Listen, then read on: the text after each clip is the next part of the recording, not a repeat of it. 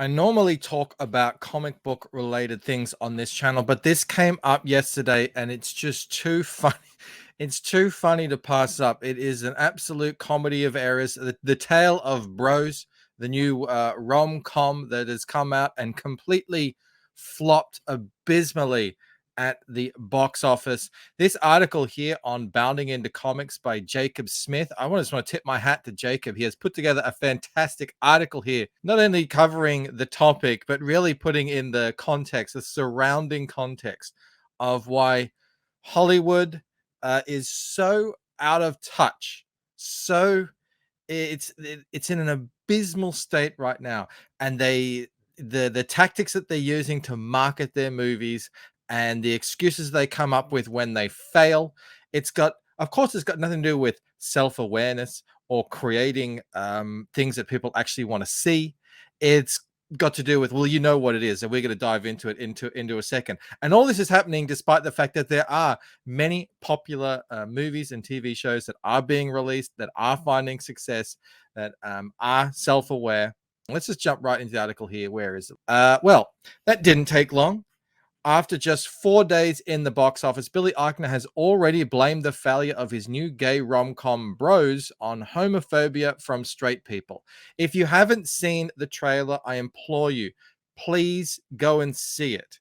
It really is a thing to behold. I showed it to my wife. She thought, is this like a parody? Are they trying to make fun of gay people? The whole thing is about being gay too, and LGBTQ issues and stuff like that. That doesn't have a separate premise, and these two just happen to be gay.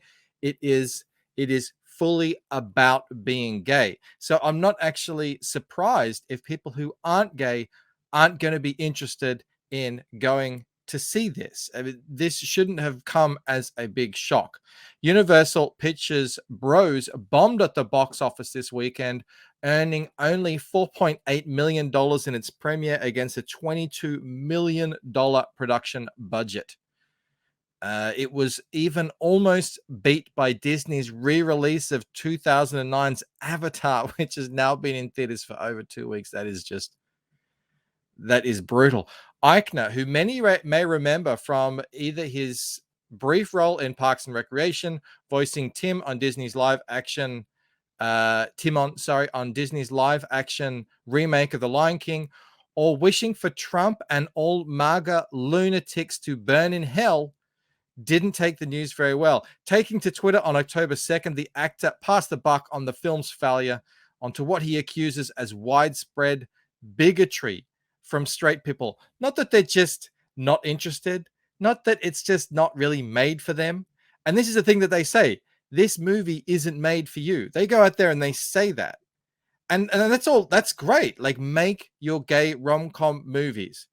But you can't then be shocked if people who aren't interested in gay rom-coms don't go and watch it. I mean, this is actually preferable. We see this a lot in movies and comics where they take existing popular characters and turn them gay, and for representation's sake, to sort of force gay characters into existing properties. That's something that I don't agree with. I think that's lazy story writing. I think it's tokenism. I think it's pandering. I prefer that they do this. If you want to make gay movies, go for it. But then you can't turn around and be upset if a movie that is targeted towards a small minority doesn't have massive box office success. He's going on here. Oh yeah, I also wanted to point out that this wishing for Trump and all MAGA lunatics to burn hell, it goes further than that. I found a tweet here that says co-writer and star Billy Eichner has expressed that he does not want conservatives, especially those who voted for Trump and their associates, to even see the film. Even conservatives who identify as LGBTQ in the community, as he views them as traitors. So on top of it only appealing to a small percentage of the broader community, he even wants to cut them as well and get it even smaller and smaller and smaller.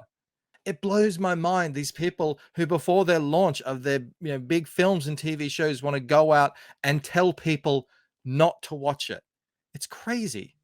Turning to the fact that his film absolutely failed to find any sort of audience, Eichner then accused, "That's just the world we live in, unfortunately. Even with glowing reviews, great Rotten Tomato scores, a cinema score, etc., straight people, especially see this us versus them mentality. It's not a great place to start from, especially in certain parts of the country."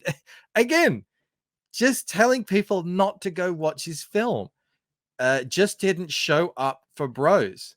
Uh, Eventually, Eichner concluded his thread exclaiming, "Everyone who isn't homophobic weirdos should go see Bros tonight." This is a it's a bold strategy, man. It's a bold strategy. Let's see how it works out for you. You can't shame people into going and consuming your products. That's not how it works. The article goes on to say, of course, it wasn't that long ago when Eichner was begging the audience at an MTV Video Music Awards to come out and support what he has been calling the first gay romantic comedy by a major studio in the last 100 years. Were there were there others before 100 years ago? This claim seems wrong to me. I did a quick Google search onto and I found this article on IMDb. Awesome gay rom-coms you need to see. Now, I don't know if these are major studios, but he's making out that these things don't exist. And you can scroll down. There's a whole list here of rom. I mean, some of these look, I don't know how big they are, but they don't look like they're complete B grade trash. They seem to be like they're all just purely independent films. They seem to be professional productions. So yeah, like this is the thing. This is the new thing that happens.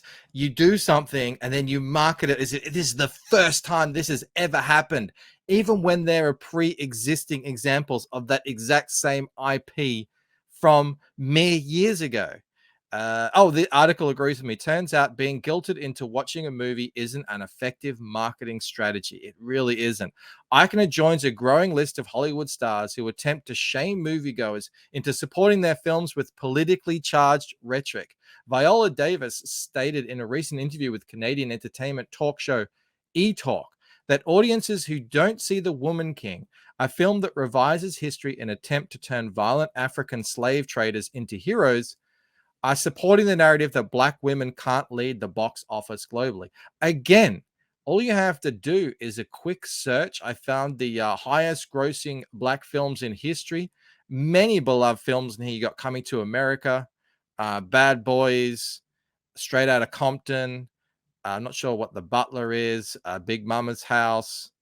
And you might say, "Oh, these aren't Black women. These are Black men." Well, remember Sister Act? That was a pretty big movie. It says the film was a box office success, grossing 139 million in the US and 92 million in other countries, 231 million worldwide. But this is again that never happened. That never happened. This never existed. No movie or TV show or anything existed before the exact current day that we're living in. Revisionist history. The two-time Suicide Squad star continued. If you want to normalize it, come see the same way you would see Black Panther, Iron Man, Spider-Man, any other movie that doesn't have any of us in it or any two of us in it. I'm pretty sure. Let me just check here. I'm pretty sure that there were a lot of Black women in Black Panther. I'm not sure the point she's trying to make there is. Elizabeth Banks. Oh, this is a good one too. Elizabeth Banks is another star who failed to find the box office success by going down this path. Her 2019 woke reboot, remember that word, reboot, of Charlie's Angels was a major money loser for Sony, even after Banks attempted to shame audiences into watching Charlie's Angels by claiming that if this movie doesn't make money, it reinforces stereotype in Hollywood that men don't go see women in action movies. She did worse than that. They were out there saying, "Hey guys, this movie isn't for you. This is for the ladies." They told men not to go see it. And as well, it's a remake of an existing movie that was a box office hit, 264 million. The original Charlie's Angels movie remake reboot thing from back in the year, what was it, 2000, 2001? Yeah. That actually did make money. You can't just say this stuff. The internet exists. People can see it. People can go and read and find out this stuff. It blows my mind.